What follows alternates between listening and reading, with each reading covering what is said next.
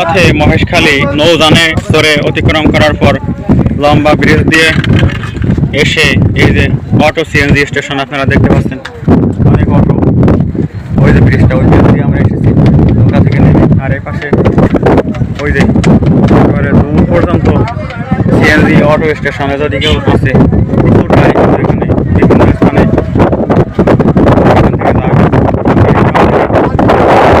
রুটি খেয়ে শক্তি সঞ্চয় করে নিলাম। আর ওই যে দূরে দেখতে পাচ্ছেন